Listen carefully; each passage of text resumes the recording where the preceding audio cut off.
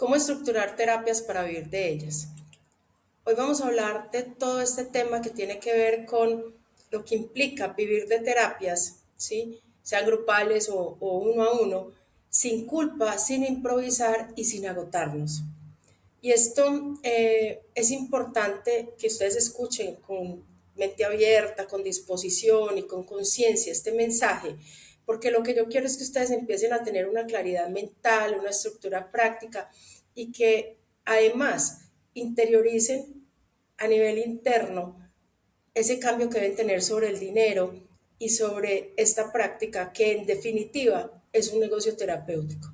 Y aquí hay una verdad que casi nadie dice y que ya me han ido escuchando varias veces con el tema de las verdades incómodas, y es que tener un don no garantiza una práctica sostenible, tampoco tener muchas certificaciones, tampoco tener muchas personas alrededor que sean recomendados para que trabajemos con ellos, ¿sí? Tampoco la vocación paga cuentas y transformar o sanar es incompatible con cobrar bien.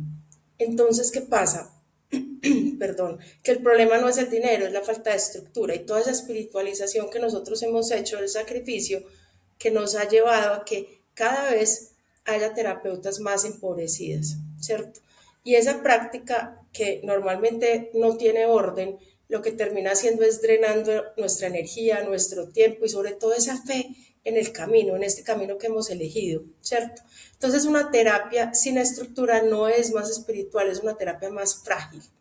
Y quiero que aquí ustedes hagan como una reflexión, que respondan pues para ustedes a conciencia, ¿sí? Desde la verdad que representa para ustedes, y es ustedes qué aprendieron sobre el dinero y el servicio espiritual.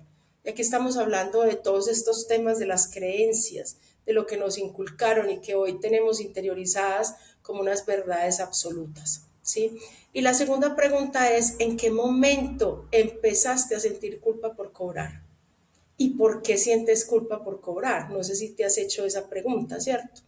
Entonces, la terapia, al ser un servicio, también es un negocio.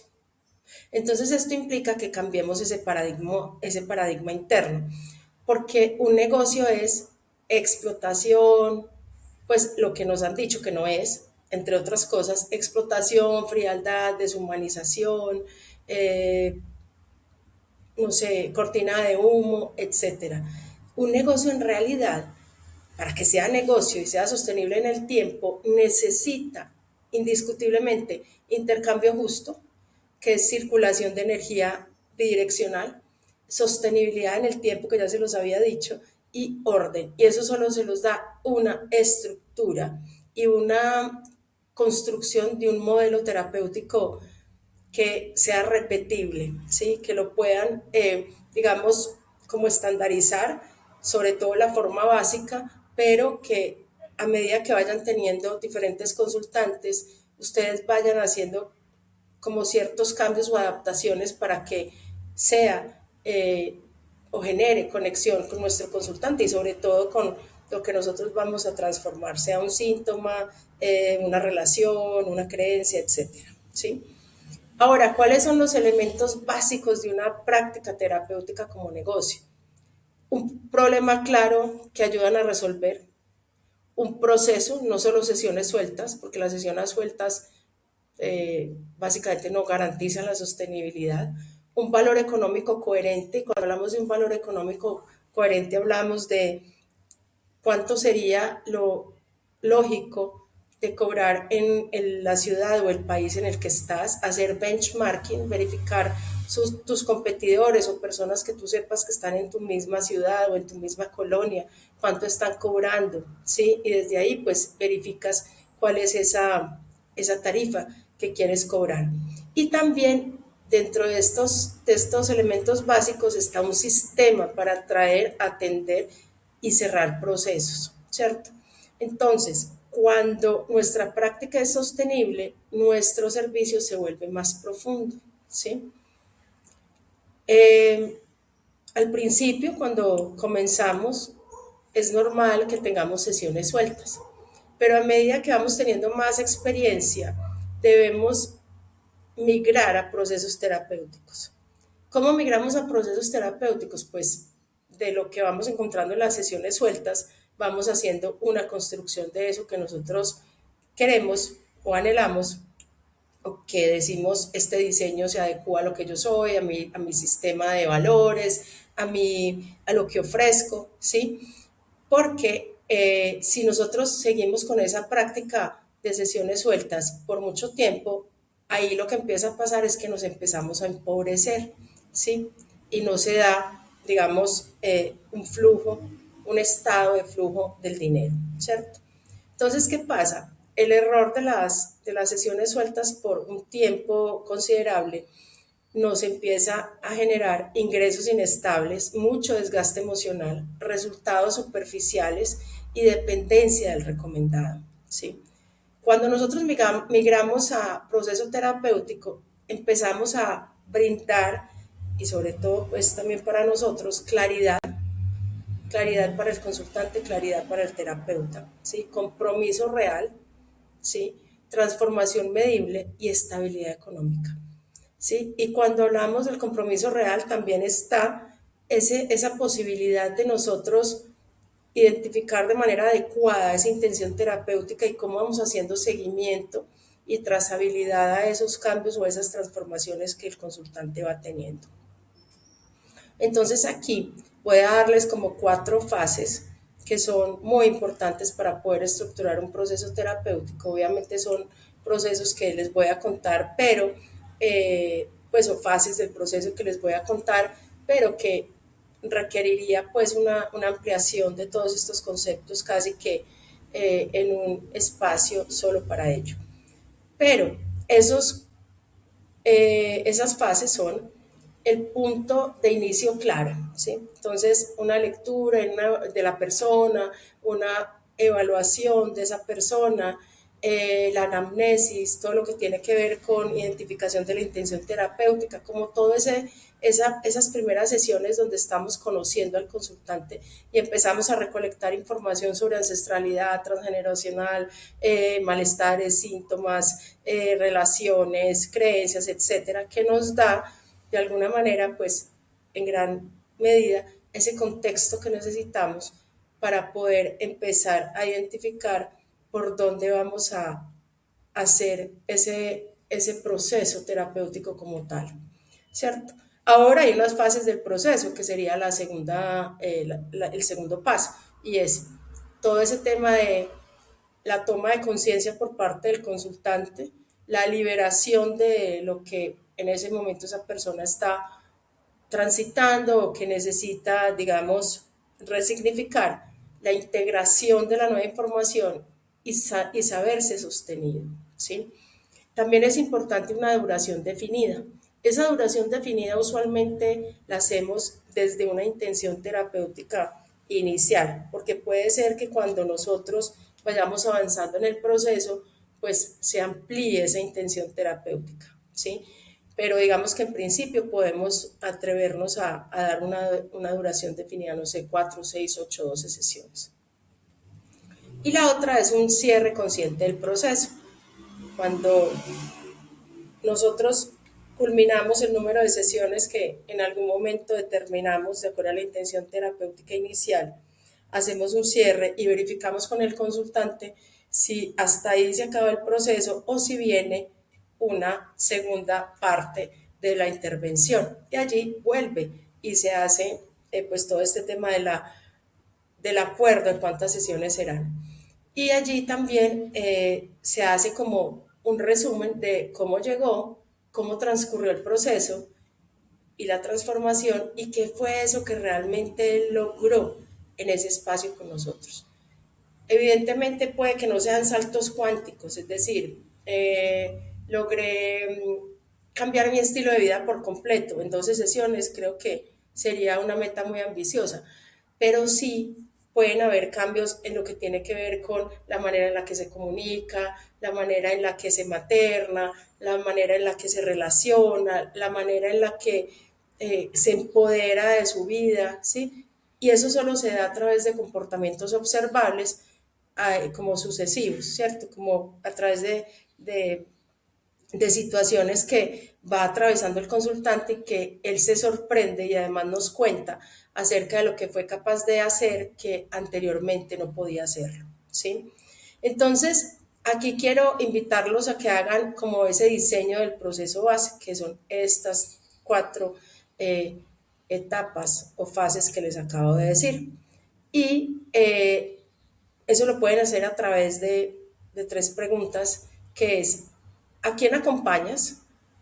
Puede ser tu avatar o tu nicho de mercado, la caracterización de tu buyer persona, es decir, de esas personas a nivel de edad, gustos, intereses, estilo de vida, etcétera, que ustedes quieren trabajar. También acerca de pues de los enfoques, ¿no? No sé, niños, adolescentes, adultos, pero adultos con estas características, en fin. ¿En qué estado llegan? ¿En qué estado llegan esos consultantes? ¿Y en qué estado deberían salir? Y aquí estamos hablando mucho de la transformación, esa transformación que nosotros tenemos como promesa de venta cuando empezamos a trabajar con un consultante, definimos la intención terapéutica y allí también establecemos unos resultados probables o transformaciones probables para nuestro consultante. También quiero hablarles porque les decía que hay un tema ahí con respecto al dinero, que todavía sentimos mucha culpa o nos genera duda, ¿cierto? Entonces estamos en esa dualidad en que si cobro mucho puede ser que yo estoy explotando a mi consultante y si cobro poco puede ser que sientan que no es un servicio de calidad. Entonces lo que terminamos haciendo es dando de más, ¿sí? Entonces quiero decirles que cobrar no es abusar, es responsabilizar. En mi país hay un refrán que dice que lo que no nos cuesta lo volvemos fiesta. Y es que cuando a mí no me cobran, yo no me responsabilizo de mi proceso, ¿sí? Yo no soy consciente de ese compromiso que yo hago para poder transformarme. Y por ende, pues no hay resultados o no hay transformación. Entonces, los precios bajos no significan más servicio, como les decía. Y hay otro riesgo cuando cobramos poco y es que cuando nosotros ya adquirimos esa experiencia, esa confianza, queremos subir la tarifa y es difícil para los consultantes pagar más, ¿sí? Aparece como, bueno, ¿y por qué antes me cobrabas esto y ahora esto? ¿Sí? Porque definitivamente nosotros no le estábamos dando el valor que merecía nuestro servicio. Y cuando confirmamos que si hay valor, pues nuestro consultante quizá no lo entiende de la misma manera, ¿sí? Y lo que les decía, lo gratuito constantemente suele generar pues poco compromiso y poco resultado como consecuencia. Y hay una cosa muy importante y es que el precio también filtra al consultante que está adecuado o que está en el momento adecuado para que ustedes lo atiendan, ¿sí? Porque los consultantes que usualmente quieren poco o gratis, pues pagar poco o gratis, son consultantes que no están dispuestos a transformar realmente o conscientemente su vida, ¿sí? O a buscar pues una sanación. ¿Cuáles son los errores más comunes cuando nosotros cobramos? Cobrar desde la culpa, ajustar precios según la historia del consultante, ay, que no tengo plata, que tengo 3 hijos, que estoy en quiebra, que tengo cáncer, ¿sí? Regalar sesiones esperando lealtad, es decir, que más adelante nos compren, que esos sean los que nos hacen el voz a voz, o que es la tía, o que es la prima, ¿sí? Y aquí hay que entrar a un nuevo paradigma, como les decía ahorita, o a un nuevo marco mental, y es que cobrar bien es parte del encuadre terapéutico.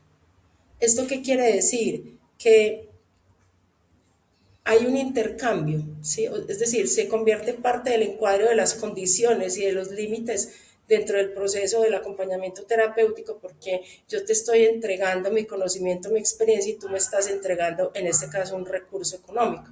Pero hay un intercambio y como intercambio ambos tenemos compromiso y responsabilidad, ¿sí? Y aquí hay un tema de reencuadre importante que quiero compartirles y es que para que ustedes reflexionen sobre este tema del dinero y es qué sostiene tu práctica desde el precio, además del tiempo. no sé, ustedes tienen en cuenta las formaciones, la experiencia, la contención, la energía, el postproceso, es decir, después de que terminan o hacen un cierre, empiezan a hacer todo un tema de llamadas de seguimiento a sus consultantes o después de que salen de la consulta hacen un seguimiento constante a lo que ha sucedido, a lo que ha pasado, que ha integrado, novedades, etcétera. ¿Sí? Es importante que ustedes hagan esa reflexión porque eh, cuando nosotros hacemos un acompañamiento, nosotros solo entregamos una hora y media o 2 horas a nuestro consultante y ese es nuestro compromiso. Pero resulta que el trabajo duro lo hace el consultante. ¿Por qué? Porque él va a tener casi 300 horas si se ven cada 15 días, ¿sí? O 167 horas si se ven cada 8 días para integrar, resignificar y tomar acción frente a eso que vimos en la consulta. Entonces, en ocasiones, o lo que se trabajó en la consulta, entonces en ocasiones las personas necesitan también esa posibilidad de tener, pues como expresar su frustración, su alegría, su capacidad de quizá de enfrentarse a ciertas situaciones, o cómo hicieron el intento, o incluso cómo se sienten a nivel físico y a nivel emocional, ¿sí? Entonces eso con respecto al dinero. Hay otro aspecto también importante y es que entonces cuando vamos a salir a vender, que hay una parte que hablábamos pues de atraer consultantes y demás, hay una idea errónea de que hay que tener muchos seguidores para tener muchas ventas. No, hay que tener los seguidores adecuados y perfilados, es decir, que hablen el mismo lenguaje, que estén en una situación similar a la mía, que al escucharnos se identifiquen con lo que yo estoy diciendo y los toque, ¿sí? Y de esa manera, pues digamos que el esfuerzo es más desde la comunicación y desde la estrategia, que empezar como locas a conseguir seguidores, ¿sí? Entonces, hay unos sistemas simples para vivir de terapias o de esta práctica terapéutica sin volvernos influencers o vendedoras agresivas, ¿sí? Entonces, ¿qué pasa? Hay 3 sistemas mínimos. La primera, visibilidad consciente. No solamente hablar de lo que sabes, sino también de lo que haces. Y que tú, cuando vas a hablar de lo que haces, tengas la claridad de qué es lo que haces. Porque en ocasiones nosotros vendemos o hablamos sobre la herramienta que ofrecemos, pero no hablamos del servicio. Cuando hablamos del servicio estamos hablando de la transformación que a través de las técnicas que usamos tenemos resultados de cara a cierto malestar, a cierta, no sé, por ejemplo, a la niña interior, a heridas de la infancia, ¿sí? A eso me refiero como a esos enfoques. La otra cosa son conversaciones claras, todo lo que tiene que ver con explicar los procesos, con ser muy claro en qué es ese paso a paso y cuál es el compromiso, los límites y lo que le corresponde a cada uno de los actores, es decir, a consultante y a terapeuta. Quiero decirles que en un escenario terapéutico el 80% es responsabilidad del consultante y el 20% es responsabilidad del terapeuta. Nosotros no podemos vivir la vida del terapeuta, es decir, estar en la cancha con ellos y vivir su cotidianidad para acompañarlos a que puedan tomar una acción de acuerdo a esa resignificación de una situación, de un trauma, de un espacio, de una relación, ¿sí? Eso le corresponde a él. Y también dentro de este tema, las conversaciones claras, está ser contundentes, precisos y firmes sobre el tema del precio o del valor, pues, de inversión que ellos hacen. Y también dentro de esos 3 sistemas básicos o mínimos está el tema del seguimiento ético. Entonces, no es que nosotros nos convirtamos en perseguidores donde estemos todo el tiempo diciéndole al consultante, haz esto, toma esta decisión. No, es acompañar esas decisiones y enrutarlo hacia lo que él ha aprendido del proceso y lo que ha resignificado sobre hacia dónde sería la mejor opción y plantearle caminos, pero no imponerle un camino como tal. Entonces, no se necesitan, como les decía ahorita, más herramientas, sino un orden repetible.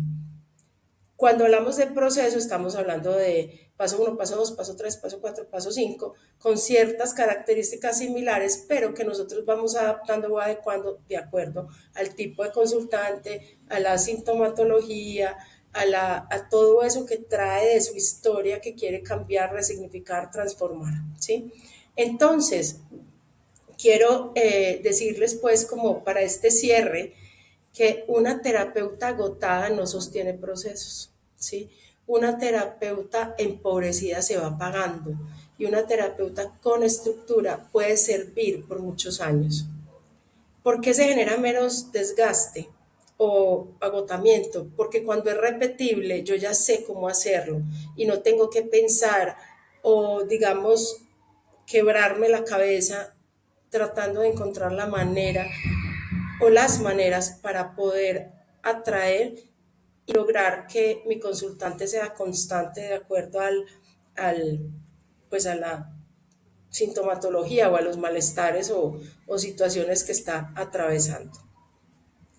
Y ahorita pues quiero dejarles una pregunta para que ustedes logren integrar toda esta información que tiene que ver con qué parte de tu práctica necesita dejar de ser intuitiva y empezar a ser consciente y estructurada.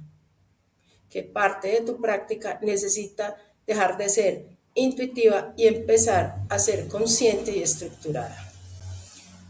Espero les haya servido esta información. Cualquier pregunta que tengan pueden dejarla aquí abajo en el video de YouTube y hasta que nos volvamos a ver.